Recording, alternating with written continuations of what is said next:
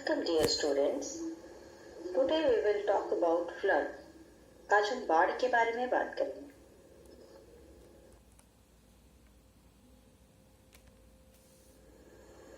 बाढ़ का सामान्य अर्थ होता है विस्तृत स्थलीय भाग का लगातार कई दिनों तक जलमग्न रहना। सामान्य तौर पर लोग बाढ़ का संबंध नदी से जोड़ते हैं। बाढ़ की स्थिति उस समय होती है जब जल नदी के किनारों के ऊपर से प्रवाहित होकर उस नदी के समीपी भागों को जलमग्न कर देती है। वास्तव में बाढ़ प्राकृतिक पर्यावरण का एक गुण है तथा अबवा बेसिन के जलीय चक्र का एक संघटक है।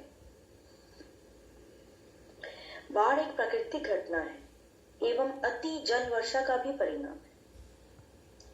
यह मात्र उस समय प्रकोप बन सकती है जब इसके द्वारा अपार जन धन की हानि होती है। विश्व के समस्त भौगोलिक क्षेत्र के लगभग 3.5% क्षेत्र पर बाढ़ मैदानों का विस्तार है, जिसमें विश्व के लगभग 16.5% जनसंख्या निवास करती है।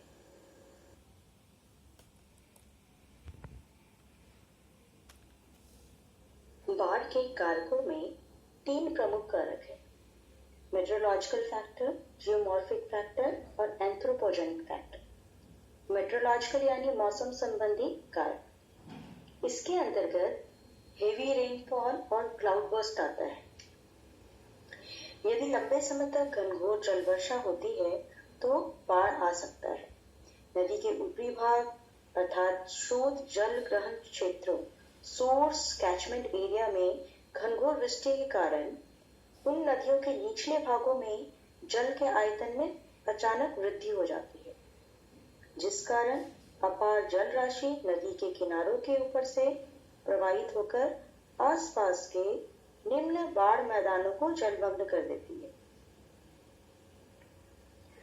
आकस्मिक प्रचंड वायुमंडलीय तूफानों से होने वाले घनघोर वृष्टि के कारण भी उस क्षेत्र की नदियों में बाढ़ आ सकती है, जिनमें जल वर्षा की मौसमी प्रवृत्ति होती है। दूसरा है क्लाउड बर्स्ट, बादलों का फटना। इसका उदाहरण हमें कुछ साल पहले उत्तराखंड के केदारनाथ में देखने को मिला था। नेक्स्ट है जियोमॉर्फिक फैक्टर, भू आकृतिक कारक, यानी नदियों के अनुदैर्घ्य परिच्छेदिका में ढाल का भंग होना, ब्रेक इन स्लोप, या नदियों की जलधारा की प्रवणता में अचानक परिवर्तन होना, भूमि स्खलन या ज्वालामुखी उद्गार के कारण नदियों के स्वभाव में प्रभाव में अगर अवरोध हो जाता है, या नदियों की घाटियों या जलधाराओं की विशेषताओं आदि के कारण बाढ़ आ सकता है। तीसरा है एंथ्रोपोजेनिक फैक्टर, मानव जनित कारक। इन कारक में प्रमुख है पेड़ों का काटना, urbanisation, deforestation, shifting cultivation, bursting of dams इत्यादि। नदियों के ऊपरी जल ग्रहण क्षेत्रों में व्यापक स्तर पर वनों की कटाई के कारण वन विनाश नदियों की बाढ़ के मानव जनित कारक में सबसे महत्वपूर्ण है। वन विनाश के द्वारा नदी की बाढ़ में वृद्धि होती है। वन विनाश के कारण नदी के ऊपरी जलग्रहण क्षेत्र में अधिकाधिक धरातलीय सतह नग्न हो जाती है, जिस कारण जल वर्षा का भूमि में अंतःस्पंदन न्यूनतम यानी इनफिल्ट्रेशन न्यूनतम हो जाता है और धरातलीय वाही जल अधिकतम हो जाता है, यानी सरफेस रन ऑफ अधिकतम हो जाता है। तो परिणाम स्वरूप यह धरातलीय वाही जल छोटी छोटी सरिताओं तथा नालों से होता हुआ प्रमुख नदियों तक शीघ्र पहुंच जाता है, जिसके कारण उसके जल के आयतन में वृद्धि हो जाती है और बाढ़ की स्थिति उत्पन्न हो जाती है। कई सालों से हम देख रहे हैं हिमालय क्षेत्र में वनों की अंधाधुंध कटाई हो रही है। इस कारण हिमालय से निकलने वाले गंगा मैदान से होकर प्रवाहित होने वाली जलोढ़ नदियों की बाढ़ की आवृत्ति, तीव्रता और विस्तार में निरंतर वृद्धि हो रही है। उदाहरण के लिए गंगा, यमुना, रामगंगा, घाघरा इत्यादि नदियां प्रायः कोसी देखा जाता है कि प्रायः हर वर्ष बाढ़ के प्रकोप द्वारा तबाही मचाती है। अब है नगरीकरण। बढ़ते नगरीकरण के कारण भी धरातलीय वाही जल तथा समीपी नदियों के बाढ़ के विस्तार और तीव्रता में वृद्धि हो रही है। एक्चुअली नगरीकरण के विस्तार के कारण अधिकाधिक जल धरातलीय सतह को पक्का बना दिया जाता है, जिस कारण वर्षा जल का भूमि में अंतः स्पंदन इनफिल्ट्रेशन एक तरह समाप्त हो जाता है और धरातलीय वाही जल में अत्यधिक वृद्धि हो जाती है, जिस कारण बाढ़ आता है। कभी कभी देखा जाता है भूकंप द्वारा या अन्य प्राकृतिक कारकों द्वारा या मानव जनित कारकों द्वारा पहाड़ी भागों पर भूमिस्खलन के द्वारा अगर विशाल मलबा नदी में पहुंच गया तो उसका मार्ग जल प्रवाह अवरुद्ध हो जाता है, जिस कारण अस्थायी बांध के ऊपरी भाग में जल राशि एकत्र हो जाती है या जमा हो जाती है। तो उसके अचानक टूटने से नदियों के निचले भाग में आकस्मिक बाढ़ आ जाता है, जिसको फ्लैश फ्लड कहते हैं।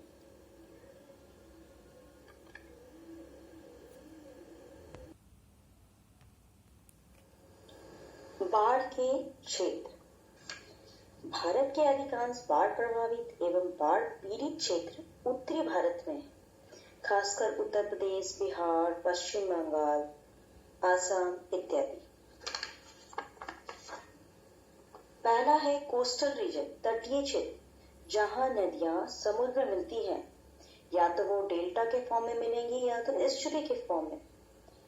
तो वहां पे अगर सेडिमेंट्स जमा हो जाते हैं, नदियों का मार्ग अवरुद्ध हो जाता है, तो वो बाढ़ की स्थिति उत्पन्न हो सकती है। दूसरा है गंगा ब्रह्मपुत्र डेल्टा, यानी जो सरप्लस रीजन है। पूरे भारतवर्ष में सर्वाधिक बाढ़ प्रभावित क्षेत्र इन्हीं क्षेत्रों में है। इसी रीजन में सबसे ज्यादा बाढ़ आती है। बिहार और उत्तर प्रदेश, असम में सर्वाधिक बाढ़ आती है। कोसी को बिहार का शोक कहा जाता है, यानी Kosi is known as sorrow of Bihar, और Damodar is known as sorrow of Bengal. Why? Because these rivers bring heavy rain, cause flood in these areas. वर्तमान समय में अर्बन फ्लड काफी देखा जा रहा है। Why urban flood is happening? Mumbai में भी आप देख रहे हैं कि हर 2 साल पे, 1 साल पे आप बाढ़ को देखने को मिलता है। अर्बन फ्लड यानी heavy rainfall in urban areas, because the region is highly populated, highly densely stucked, there is no proper seepage of water.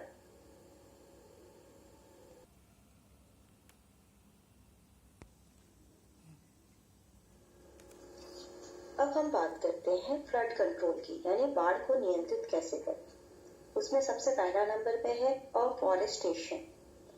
Planting of trees would lead to binding of soil because the root of the tree go deeper. As a result, the process of erosion of the soil becomes slower. So green belt would be one of the primary measure of flood control. यानी अगर हम पेड़ लगाते हैं तो वो जड़ से मिट्टी को बांधे रहता है। दूसरा है embankment. During the peak season or in the season of heavy rainfall, the river gets overflowed. As a result, at nearby areas are affected. जब नदी में जल की मात्रा काफी बढ़ जाती है तो उसके आसपास वाले क्षेत्र में पानी आना शुरू हो जाता है। So along the river there is kind of embankment, the high area that would lead to production of the water beam.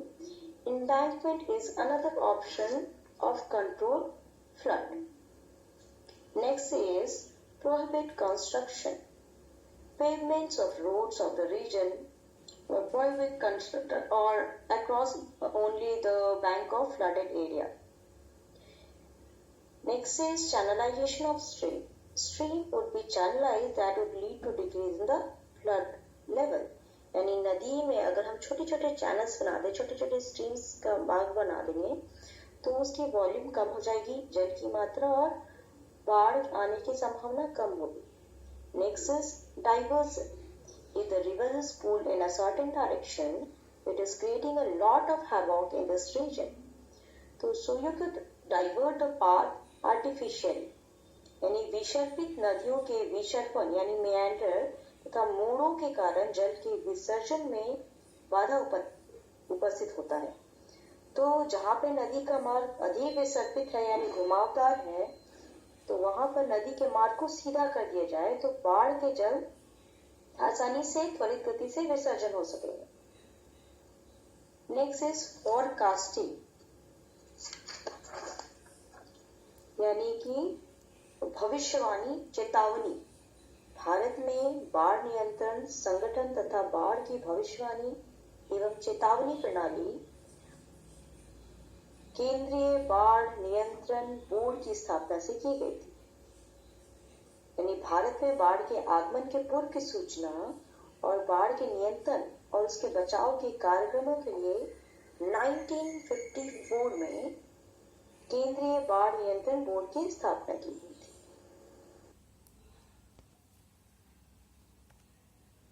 National Flood Commission. This National Flood Commission aimed at preventing the havoc that was caused by various floods in the region. In 1954, there was National Flood Control Program was launched. This program was divided into 4 steps. First is intermediate help, second is short-term help, third is long-term help, fourth is post-flood management. First है intermediate help, that talk about the 2 years time frame. Within the 2 years time frame, the main aim was to collect the data, provide embankment along the river channel, development of proper river channel, improve the channel and raise the height of the village that surround the river. यानी 2 साल के अंतर्गत इन कामों को ध्यान देना है. दूसरा है the next is short term help, that was from 2 years to 5 years, 2 साल से 5 साल तक. Under the short-term help,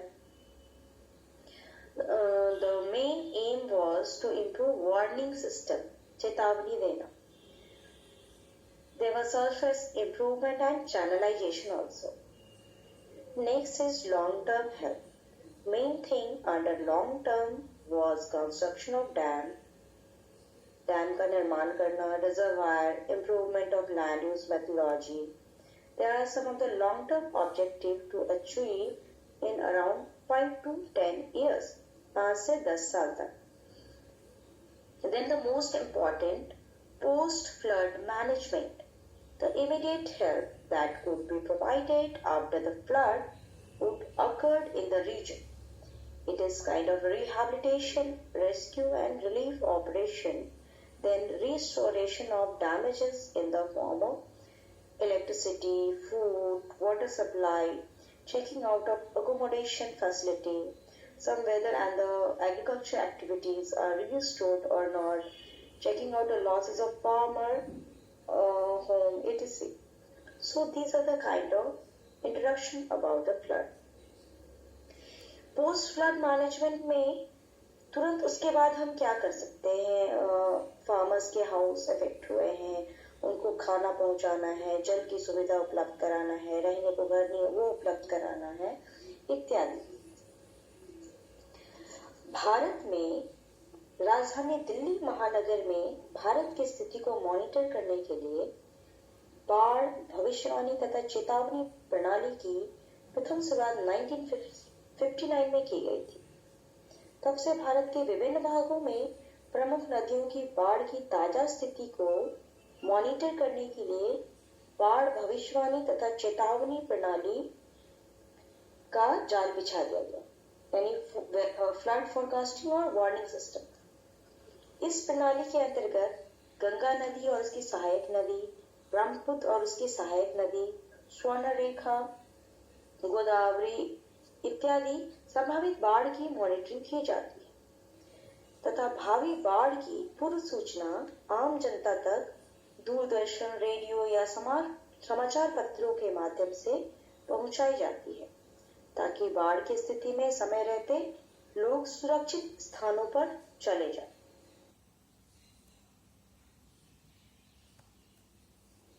Thanks for watching. Till then, stay home, stay safe.